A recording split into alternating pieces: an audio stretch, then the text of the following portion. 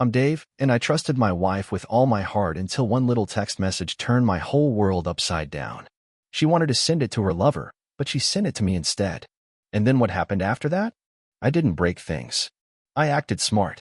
I found out the truth. I followed it. I collected evidence. And when the time came, I didn't just expose her in private. I handed it to her in front of her parents, my coworkers, and her damn boyfriend, right in the middle of a fancy restaurant. This is the story of how I caught my cheating wife red-handed and made sure she never forgot it. Let's go. It was a Thursday. I remember clear as day. Hot and sticky, sun beaten down like a hammer. I was working a job across town, fixing up a busted water heater for this older lady who kept offering me lemonade every 10 minutes. Good woman, just lonely, I guess. Anyway, I was sitting on a milk crate in her garage, covered in sweat and half cussing under my breath at a strip bolt, when my phone buzzed in my pocket. I wiped my hands on a rag, figuring it was my buddy Mike checking if I wanted to grab a beer after work, or maybe Melanie reminding me to pick up milk on the way home. Normal stuff. But when I pulled it out and saw Melanie's name pop up, I smiled a little. It's always a good feeling when your wife texts you out of nowhere, makes you feel like maybe after all these years, she's still thinking about you in the middle of her busy day. I opened the message, expecting something sweet, maybe even flirty. Instead, I read this. I missed the way you touched me last night. Can't wait to feel your lips again. I froze. Just sat there, staring at that screen like it had punched me square in the gut. My mind started churning, real slow, trying to make it make sense. Maybe she was playing around, being silly. Maybe she meant it for me? But then reality kicked in. We hadn't been closed the night before. Matter of fact, she barely talked to me. Came home from work grumbling about being tired, hopped straight in the shower, then crawled into bed and turned her back to me before I even finished brushing my teeth. No hugs. No nothing. And now this message? My fingers felt like lead as I typed back just one word. What? I sat there, heart hammering in my chest, watching the little 3 dots pop up like she was about to type back. They flickered a bit, like she was struggling to figure out what to say, then vanished. A full minute passed before her reply finally came through. Oops. Meant to send that to my friend Katie. Sorry. Friend my ass. Ain't no woman I know talks to her girlfriend like that. And sure as hell not with that kissy face emoji tagged on to the end like a cherry on a rotten pie. I just stared at the message, my hands starting to shake a little, not from anger, not yet. Just that deep down kinda tremble you get when your gut knows something bad is coming, but your head's still trying to catch up. I wanted to believe her. God knows I did. We'd been married almost 9 years. Built a life together. Shared dreams, a mortgage, birthdays, backyard barbecues with friends, lazy Sunday mornings with coffee and the paper. All the little threads that tie 2 lives into one. But that message ripped a hole right through all of it. And her excuse? It was insulting. Like I was too dumb to know better. Katie. Right. I knew her friends. Met em all at some point. Most of em loud, laughy types who sent memes and recipes, not romantic love notes. I slipped my phone back into my pocket, wiped my sweaty hands on my jeans, and got back to work on that water heater like nothing had happened. But my mind wasn't on the job no more. Every twist of the wrench, every drip of sweat that slid down my back, I kept seeing that damn message floating in my head like a ghost. When I got home that night, Melanie was already in the kitchen, humming to herself while stirring something on the stove. Acted normal, like it was any other day. She kissed me on the cheek, asked me how my day went, told me about a meeting at work that ran long. I nodded and smiled, playing my part. We ate dinner, made small talk about bills and the neighbors' noisy dogs, and watched some mindless show on TV. She laughed at the right spots, leaned against me on the couch like nothing was wrong. Like she hadn't tried to send her heart to somebody else that afternoon. I didn't say a word about the text. Not that night. Not even when we got ready for bed, brushed our teeth side by side like always, crawled under the covers and turned out the light. I just laid there in the dark, staring up at the ceiling, listening to her breath slow and steady beside me. A crack had opened up in the foundation. And deep down, I knew it wasn't just going to close itself. I didn't feel rage. Not yet. From that moment on, I knew I couldn't just ignore it. I had to find out the truth. And Lord help her if I did. A few nights after that text, I got my second sign. It was one of those lazy evenings where neither of us felt like doing much. We had dinner, just leftover chicken casserole Melanie had thrown together the night before, and then she said she was heading upstairs early to shower and get ready for bed. Nothing unusual about that. She'd been complaining all week about being tired from work. I stayed downstairs, flipping through channels, not really watching anything. Some old Western was on, black and white, the kind my dad used to watch when I was a kid. Clint Eastwood riding a horse across the desert, looking like he had the whole world figured out. Meanwhile, I sat there feeling like a fool in my own house. I wasn't planning on doing anything stupid. That ain't how I'm wired. But when I glanced over and saw Melanie's phone sitting there on the counter, screen lit up with a fresh notification. I just sat there, staring at it. My heart thudded once, heavy in my chest. She never left her phone out anymore. Not lately. It was always tucked into her pocket or gripped tight in her hand. Even took it into the bathroom with her half the time. But tonight, she left it right there, buzzing on the kitchen counter like an invitation. I told myself it wasn't snooping, wasn't spying. It was protecting myself. Hand shaken just a little, I stood up and walked over. First thing I noticed was the lock screen, her usual background of our old golden retriever, Buck, who passed last fall. She still hadn't changed it. Guess grief don't have a timeline. That gave me a weird pang in my chest, but I shoved it aside. I tapped the screen. No passcode. Either she trusted me way too much, or she was getting careless. I opened up her messages, thumb scrolling down till I found the most recent conversation. The name at the top? Katie. Same name from the mistaken text. I tapped it open, and that's when my gut damn near hit the floor. This wasn't no casual girls' night chat like she'd claimed. The messages were different, intimate in a way that no two girlfriends ever talked. Things like, I can't stop thinking about the way you held me last night. You make me feel alive in a way I ain't felt in years. When can I see you again, baby? Baby. That word burned a hole straight through my chest. The worst part? It wasn't just her texts. It was what Katie was sending back. Stuff like, missing your smile, darling. You feel like home to me. No woman I ever met calls her girlfriend darling and baby like that. No woman calls another woman my beautiful girl with heart emojis stuck all over the place. This wasn't a girlfriend. This was a man. And not just any man. A man who knew my wife better than I did, apparently.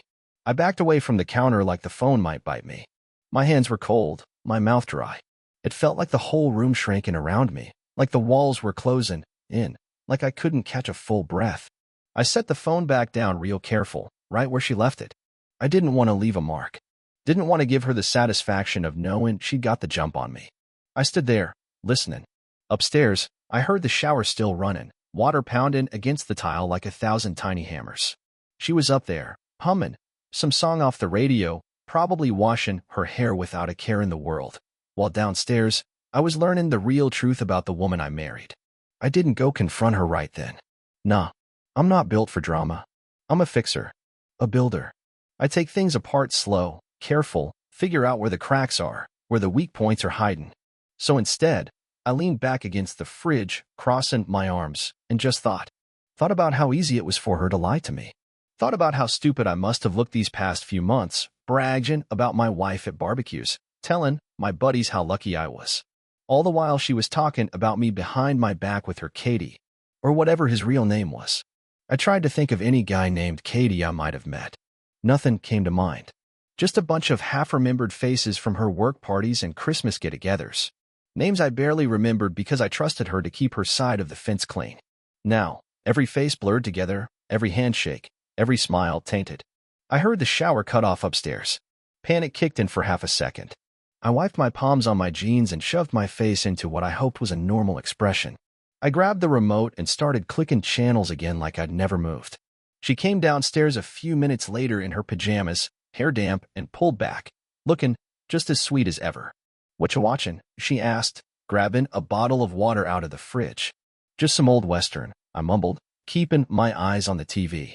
She patted over, kissed me on top of the head like she always did, and sat down next to me, curling up like she belonged there. And maybe she did once. Maybe she did. But not anymore.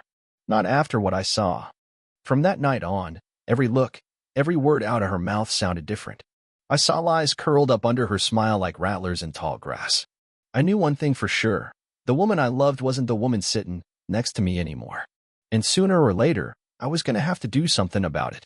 I didn't blow up. I didn't flip the kitchen table or storm out like you see in the movies. That ain't me. Never has been. My old man used to say, keep your powder dry until you know which way the wind's blowing. So that's what I did. I kept quiet. But I didn't forget that text, or the messages to Katie, or the way Melanie looked me straight in the face every day like nothing was wrong. That was the part that messed with my head more than anything, how easy it was for her to carry on, cook dinner, fold laundry, laugh at TV shows, all while hiding whatever this was behind my back. So I decided if she was going to treat our marriage like a game, I was going to learn the rules and beat her at it. I got smart. First thing I did was start watching. I paid attention, took mental notes. Every time she said she had to stay late at the office or had dinner with her coworkers, I filed it away. She always had a reason to be somewhere that didn't include me. Always had a project deadline, or a birthday dinner, or just needed a night to unwind. Sounded innocent on the surface, but when you line them up day after day, you start seeing the pattern. That's when I made up my mind to track her. Now, I ain't some kind of tech wizard or anything, but I know how to work a smartphone and dig around the internet when I need to. Took me about 15 minutes on a Sunday afternoon to find what I was looking for, a GPS tracker small enough to fit in your hand, magnetized so it'd stick to a metal surface, with real-time updates straight to your phone. I ordered it under a fake name and had it shipped to my buddy Mike's place. Didn't want it showing up on our porch with some suspicious packaging. Mike didn't ask questions, just handed it to me with a nod and said, "Whatever this is, I hope it gives you what you need." I waited until the following Friday, when Melanie had another one of her girls' nights.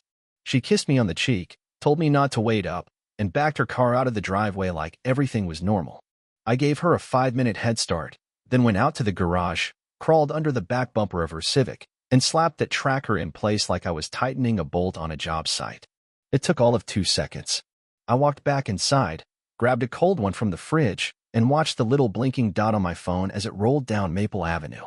I didn't follow her. Not that night. Wasn't time yet. I just watched. The dot stopped near downtown, close to the nicer part where all the restaurants and bars are. She stayed there for a while, almost 3 hours, then took a drive toward the West End, sat parked for 40 minutes, then came home just after midnight. I didn't say a word when she walked through the door. Just looked up from the couch and said, "Hey, you have fun?" "Yeah," she smiled. It was good to catch up with the girls. She had no idea I knew she'd spent more time parked in some neighborhood than she had at the restaurant. No idea that I'd zoomed in and screenshotted the address where she lingered. Just smiled at her and nodded like a damn fool. Over the next 2 weeks, I kept watching. She didn't know I stopped believing her stories. Didn't know every excuse she gave me got cross-referenced on that little app in my pocket. And what I found only deepened the pit in my gut. Twice she said she was working late, but her car never went anywhere near her office. Once she told me she was helping her friend Kelly move some boxes. Her car stopped for 2 hours at the same house it did the first night. I checked the address online. Belonged to a guy named Tyler H., early 40s, single. Wasn't hard to figure out who Katie really was. That whole week I walked around like a ghost, cut the grass, fixed the back porch light, even grilled burgers on Sunday like nothing was wrong. But inside, I felt like I was holding back a tornado. Sometimes I'd just sit in the truck with the doors closed and stare at my phone, watching the little blinking dot as it crept across the screen. I knew her routes now. I knew her habits. I could tell when she was lying just by how fast that dot started moving in the opposite direction of what she told me. Every time she said she had to run to Target, every emergency at work, every forgot to call you, babe, I was 10 steps ahead. And through it all, I kept my mouth shut. Never let on. Never showed my hand. I nodded. I smiled. And I kept every feeling tied down like cargo in the back of a truck. Because I wasn't just watching her. I was building a case. I wasn't angry. Not yet. But I was getting ready. And when the time came, I'd be ready to move. That Friday, I knew it was going to happen. You ever feel it in your bones before something even starts? Like the weather changing before the clouds roll in? That's how it felt. Melanie came into the kitchen around 5, dressed just a little nicer than usual. Hair curled. A touch of perfume she only used for weddings or office parties. She wore that deep blue top, the one that always brought compliments from waiters and cashiers. I was sitting at the table, pretending to go through bills while sipping on my 3rd cup of black coffee. She kissed me on the cheek and said, "Going out for drinks with the girls. Don't wait up." I nodded, smiled like usual. "Have fun." She left the house with a little bounce in her step. I waited a minute, then stood up, finished my coffee in one slow gulp, and grabbed my keys off the hook. I didn't need to open the app. I already knew where she was heading. I pulled my truck out of the driveway slow, headlights off till I hit the corner. Kept back about 2 turns behind her. Thank God for country roads and wide intersections. I trailed her all the way through town, across the bridge, out past the strip malls, toward the nicer side of the county, where the restaurants have valet and the folks sip wine with their pinkies in the air. My hands were shaking, I'll admit. I had my phone on the dashboard, camera open, just in case. My old Canon DSLR was sitting in the passenger seat too, felt like overkill, but I didn't want to miss anything. I'd never done anything like this before. Felt like I was in one of them spy movies, heart pounding, so loud I could barely hear the engine. She pulled into this place called Magnolias on the Lake. Fancy joint. Big windows, lots of glass, modern lighting, the kind of place we'd never go to. We were a Chilean cornbread kind of couple. At least, I thought we were.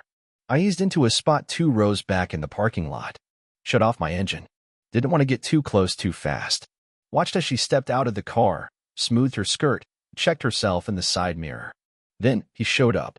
Tall, slick-haired, clean-shaven with that too-tight dress shirt that screamed midlife crisis.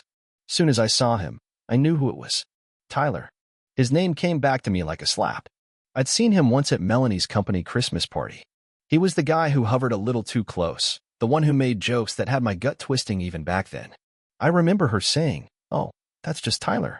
He's harmless." Harmless, my ass. I watched as he got out of his silver Mercedes and walked straight up to her. No hesitation. He wrapped his arms around her, and they hugged like 2 people who didn't just meet for cocktails. Then she kissed him. Not a peck on the cheek. Not some polite greeting. A kiss that said, "I don't worry about getting caught." A kiss like I was already gone. I froze. For a second, I couldn't even raise my phone. Just sat there in my truck, hands clenched on the steering wheel, jaw tight enough to crack a tooth. Then instinct kicked in. I grabbed my phone, snapped a shot through the windshield. It wasn't perfect, little blurry. Windshield had a smear from that morning's rain. But it was enough. You could see their faces. You could see her hand on his chest. You could see everything I needed to see. I took more. A dozen. Maybe more. Zoomed in. Wide shots. Them walking toward the door, laughing, her head tilted toward him like a teenager with a crush. I watched them disappear inside. My chest felt hollow. My mouth dry as sand. I just sat there, phone in my lap, staring at the door like maybe she'd turn around, see my truck, come running out with some kind of excuse. But she didn't. Of course she didn't. I stayed parked there for 20, maybe 30 minutes. Just thinking. Not crying. Not talking to myself. Just thinking. About all the Thanksgivings we spent together. About the backyard we built. The Sunday mornings. The way she used to laugh when she burned the bacon and tried to blame me. None of it meant anything now. At least not to her. She had someone new now. A better offer. Cleaner car, flashier clothes, probably smoother words too. But I wasn't going to let this end with me looking like a fool. I started the truck, eased out of the parking lot, drove a few blocks away and parked again. Sat there in the dark, stared at the photos. Swiped left. Then right. Over and over. Proof. Real, undeniable proof. And the funny thing is, I wasn't mad yet. I was numb, quiet, focused. Like I'd stepped out of my own body and was watching all this from somewhere high above. Like I was just some guy named Dave, sitting in a pickup with a folder full of heartbreak, waiting for the next move. But it was coming, and she wouldn't see it coming at all. Saturday morning, I called a lawyer. Not just any lawyer, I called Hank Barnes. Local guy. Older. Office across from the old bank on Main Street. Been doing family law in this county since before I had chest hair. Everybody knows him. More importantly, everybody respects him. My buddy Mike used him when his first wife took the dog and the camper. Hank answered on the 3rd ring. His voice was rough like gravel but calm. Told me he could fit me in that afternoon. Said to bring anything I had that might help him understand the situation. So I did. I gathered everything.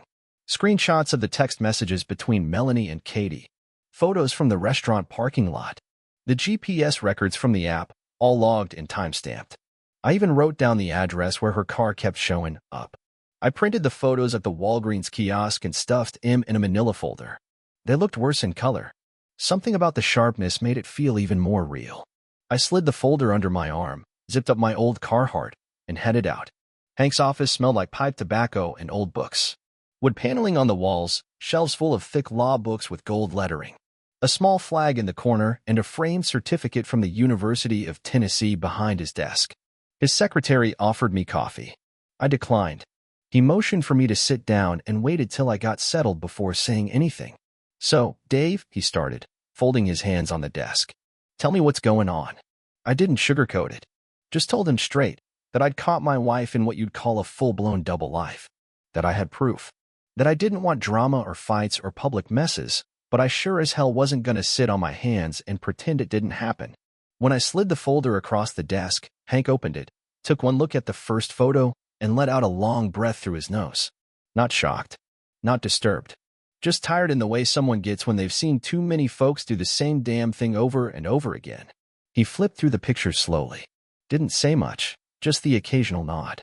When he got to the text screenshots, he squinted, pulled out a pair of readers from his jacket pocket, and leaned in. He muttered. Clear enough. Then he looked up at me. "You want to proceed?" I nodded. "I want it clean. No nonsense. Just one out." He tapped the folder with his index finger. "This'll do it. GPS logs are icing on the cake. Pictures and texts are more than enough. She can't bluff her way through this." He pulled a few forms from a drawer, laid them in front of me, and clicked his pen. "We'll file on Monday. State laws require a waiting period, but you'll be protected starting now. Want me to draft a letter for her, or you want to handle that yourself?" "Let's do it formal," I said. "I wanted to come from you." "Smart," he said, scribbling something on a yellow pad. "You'll need to gather some things. Tax records, bank info, anything with both your names on it. The more you give me now, the smoother this goes." I nodded again, quiet. My jaw was tight. Not from anger, just the weight of it all sinking in. Hank leaned back, cracked his knuckles. "You're not the first man to sit in that chair with a broken heart, Dave. And you won't be the last. But I'll tell you what, the ones who handle it calm and prepared, they walk out better than they walked in." "I ain't gonna be a fool," I told him. "Not now." He smiled, just barely. "Then you're already ahead of most." We spent the next hour going over details. He asked questions about property, shared accounts, vehicles. I answered everything I could. The man was methodical, steady, no fluff, just business. I respected that. When I finally stepped out onto the sidewalk, the wind had picked up. The sun was set in behind the courthouse, casting long shadows across Main Street. I stood there for a minute, folder back under my arm, hands in my coat pockets. Felt strange. Not sad, not relieved. Just quiet. Like something had ended, but the noise hadn't caught up yet. I went home and made myself a sandwich. Didn't say much when Melanie came back later with grocery bags and a fake yawn. She asked if I wanted to watch a movie. I told her I had work to finish in the garage. She nodded, kissed me on the cheek. And just like that, I knew she had no idea her time was running out. By Monday evening, Melanie's patterns hadn't changed. Still smiling. Still asking what I wanted for dinner. Still sending little texts during the day like she hadn't tossed our marriage out the back door. That told me everything I needed to know. She hadn't figured out a thing. That week, I kept checking the tracker, watching her same moves play out like a rerun. Tuesday night, her car showed up at that same address on the west side. Thursday, she told me she was working late, but the dot on my phone told me otherwise. I watched it glide across town and park again near the lake. And then Friday popped up on the calendar, just like I knew it would. That was her usual coworker drinks night. The night she always dressed a little nicer, left a little earlier, and came home humming some old song like she was 17 again. I knew where she'd be and who she'd be with. So I made a plan. I called Magnolia's on the lake and booked a table for 8. Same time she always met Loverboy. I picked a spot on the patio, under the string lights. Nice view of the water. Good visibility. I wanted front row seats for what was coming. Then came the invites. I told my coworkers we were planning a surprise dinner for Melanie. She's been stressed out, and I want to do something special, I said. Just show up and don't say a word. Play along like it's all a big mystery night out. They all agreed without a second thought. Folks like Steve and Pam from the shop, even Mike, my oldest friend, said, "Whatever you need, Dave." I'm in. Then came the hard part. Our parents. Now, I didn't do this out of spite. I did it because I wanted the truth to land where it belonged, out in the open. I was tired of hiding while she ran around under everyone's noses, acting like the perfect daughter-in-law and the golden child. I called my mom first. Told her I wanted to surprise Melanie with a family dinner, something classy. Told her not to tell anyone, just show up with Dad and enjoy the food. She sounded thrilled. Said it was sweet of me. Then I called Melanie's folks. That one stuck in my throat a bit. Her mom always treated me kindly. Her dad and I had spent plenty of Saturdays watching football and splitting firewood. Still, I made the same pitch, mystery dinner for Melanie, just a little celebration for everything she does. They were touched. Her mom even said, "That's so thoughtful, Dave. She'll love it." I thanked her and hung up, feeling a little sick inside. Not guilt, just the weight of it all settling on my chest. This wasn't the kind of thing you do lightly. But I wasn't the one who lit the match. I was just the one making sure the fire didn't burn quietly. Friday came. I spent the morning cleaning out the garage, trying to keep my hands busy. Checked my phone every hour, watching the tracker pull softly on the map. Sure enough, around 6:20 p.m., Melanie's dot started moving. Same route, same destination. Meanwhile, I got cleaned up. Put on a collared shirt, the brown leather boots I save for weddings and funerals.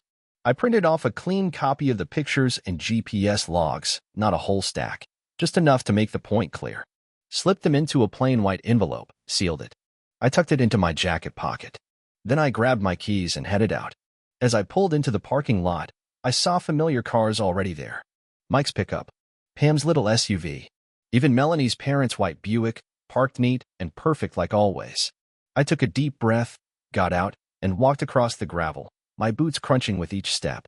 Inside, the hostess looked up. "Table for 8, Mr. Harper?" I nodded. "That's right." She led me out to the patio. The place was warm with lights and soft chatter. I shook hands, gave hugs, made small talk like nothing was unusual. Everyone smiled, chatting about the weather and football and the price of gas like it was just a Friday night. I kept glancing at the front doors. Any minute now. Part of me wanted to feel angry. Another part wanted to break down.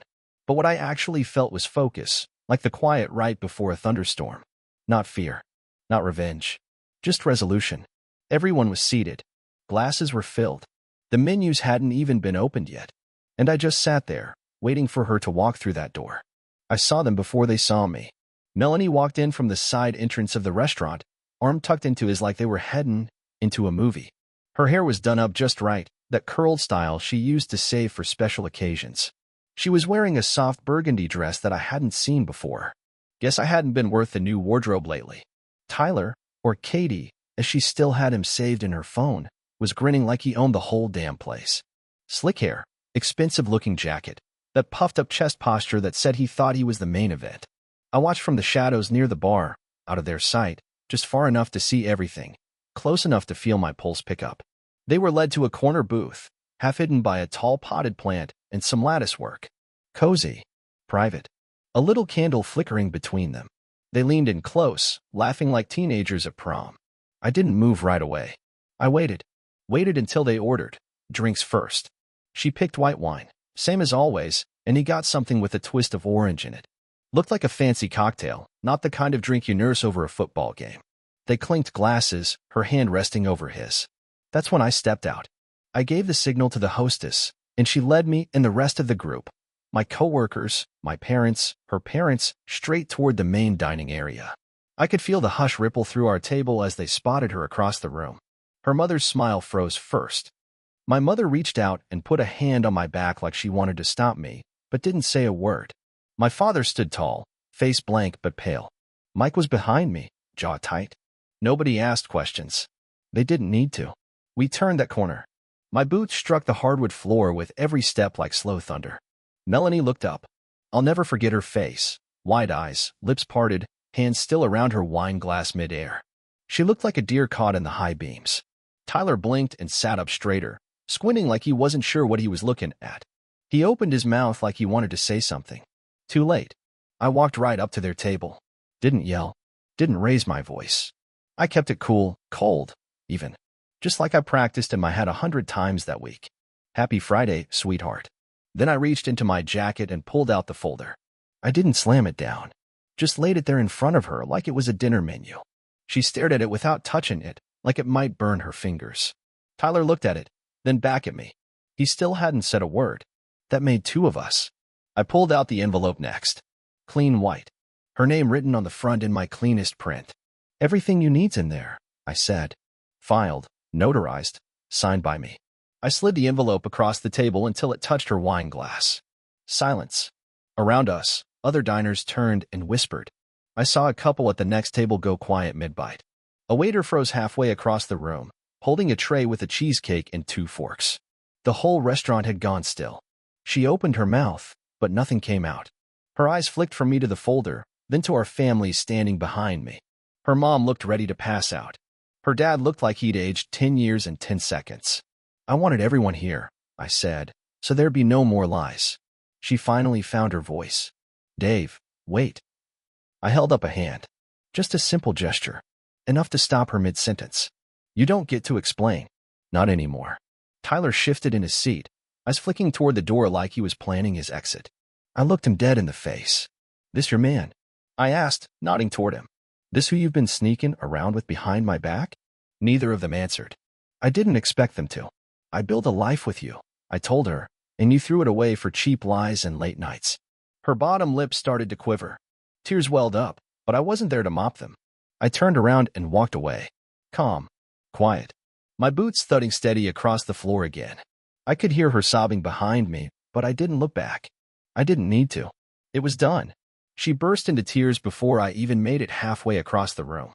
Behind me, I heard the sob catch in her throat, followed by a soft clink as her wine glass tipped against the plate. Chairs shifted. Silverware paused midair. Every head in that restaurant turned and stared like the final act of a play they didn't realize they had front row tickets to. Tyler stood up, slow and awkward. He tried to say something. I couldn't tell if it was meant for me, for her, or for the folks around us, but his voice cracked and caught. He looked like a man caught trespassing on someone else's land. I turned back just once. Just enough to face the crowd, my voice steady as steel. This here's what betrayal looks like, folks. No one replied. No one had to. Some looked away out of shame. A few looked straight at her with pity. 1 or 2 just stared at me like they were seeing something they'd never forget. Then I walked out. Didn't run. Didn't stomp. Just walked, 1 foot in front of the other, back into the cold night air. The door closed behind me with a soft click, like the lid of a box I didn't plan to ever open again. Outside, the wind was biting. The lake shimmered under the restaurant lights. My truck sat alone in the far end of the lot, waiting like an old friend. I climbed in, turned the key, and just sat there for a minute, hands on the wheel. That moment.